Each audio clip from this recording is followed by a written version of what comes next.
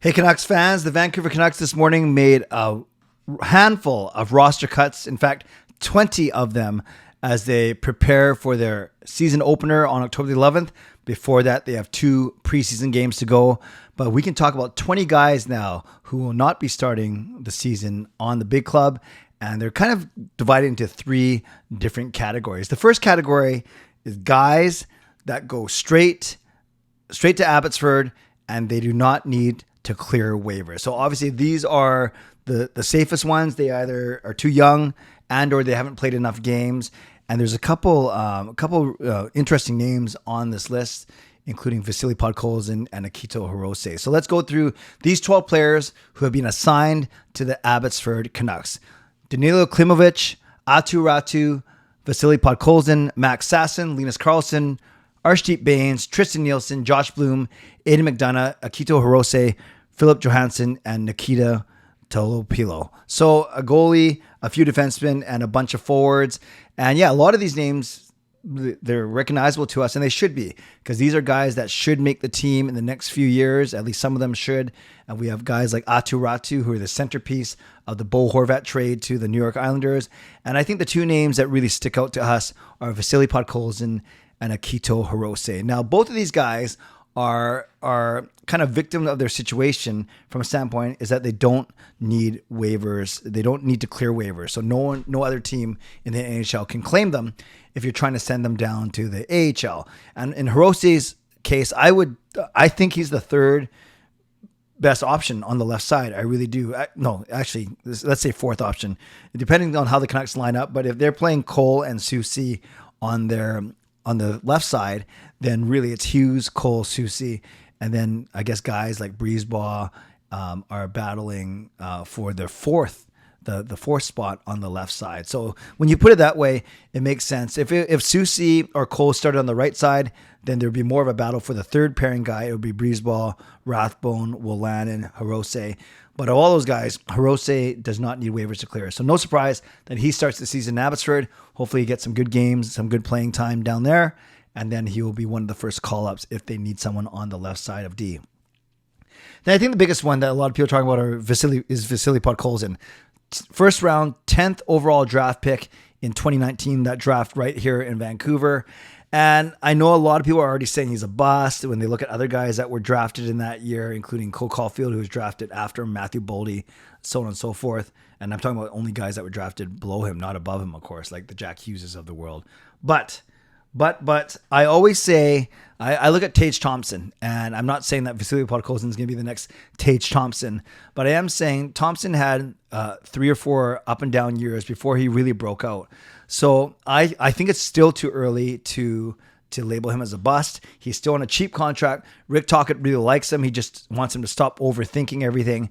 So maybe at least the start of the season in Abbotsford will be good for Podkolzin. So I'm not ready to label him a bust just yet. I think that he really wants to do well. I think he's determined.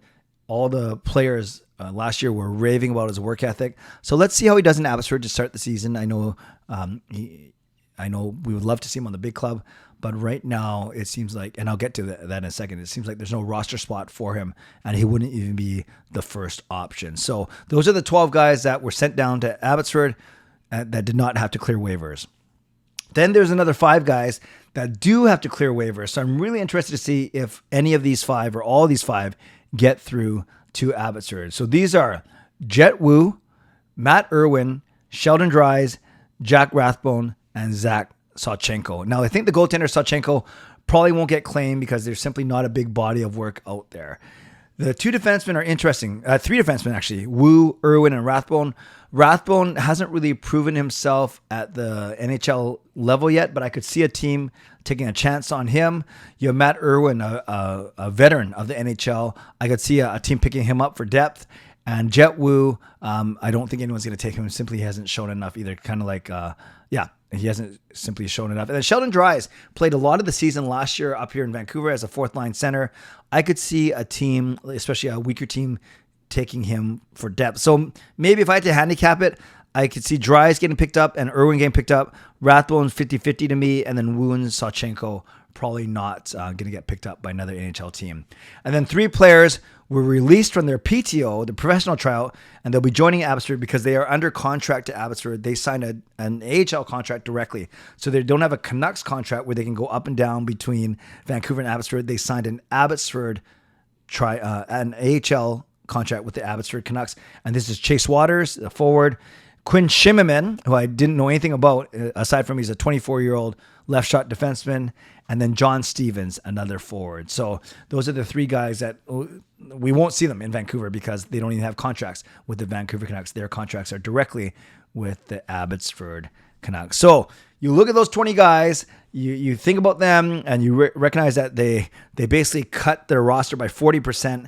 And now the Canucks are down to 26 players on the roster, and they only have to get down to 23 by next Wednesday. So if they're going to carry 13 forwards and then 8 D-men, then they really only got to cut basically one forward, one defenseman, and one goalie. So let's start from the forwards. Today they practiced the same top two lines. Pedersen between Kuzmenko and Beauvillier. Miller between Besser, who had 4 assists last night, and Phil DiGiuseppe. Third line of Suter, Garland, and Höglander. And then the fourth line of Bluger, Stadnica, and Niels Amon. And then Dakota Joshua was rotating in there. So there's 13 forwards right there. Joshua stays on the big club, whereas Podkolzin gets sent down. Joshua would have to clear waivers, so you didn't think that he wasn't going to make the team. So there's 13 forwards. You add in Ilya Mikheyev. That's 14 forwards on the roster right now. If Mikheyev starts the season on the LTIR, which I doubt, or on IR, then you don't have to do anything. If he starts as healthy, then maybe, unless you want to carry 2 extra forwards, you're going to have to send someone down. And I think Niels Amon doesn't require waivers. So that's something to keep an eye on. So right now, including Ilya Mikheyev, there's 14 forwards with the Vancouver Canucks. There are 9 defensemen.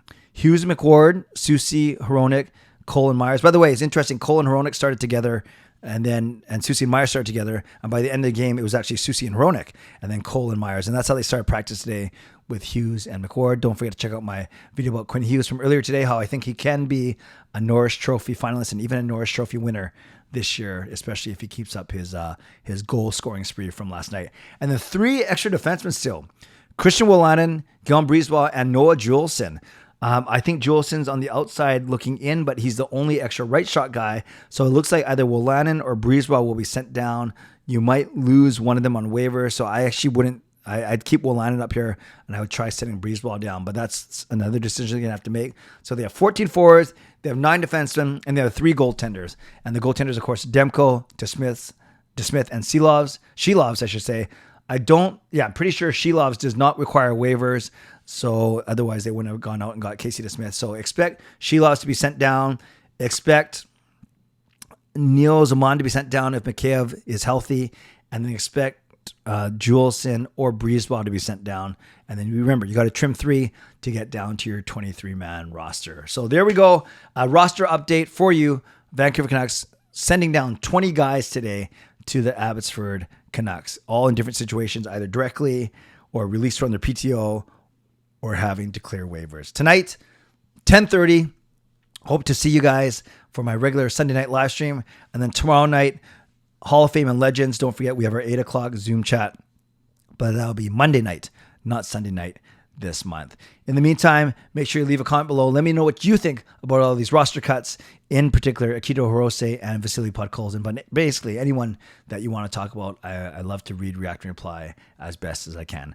Shout out to my sponsors, Van City Experts Real Estate, Perform and Transform, Personal Training and Weight Loss. And thank you, legendary Lucas Gates, legendary Carol Bovenlander, legendary Andrew Chang, Hall of Fame and franchise members. And thanks to all of you for watching, subscribing, and liking. So on your way out, subscribe, like the video, leave a donation, become a member, upgrade your membership, and leave a comment down below your thoughts on these roster cuts. I'll see you tonight at 10:30 for my live stream.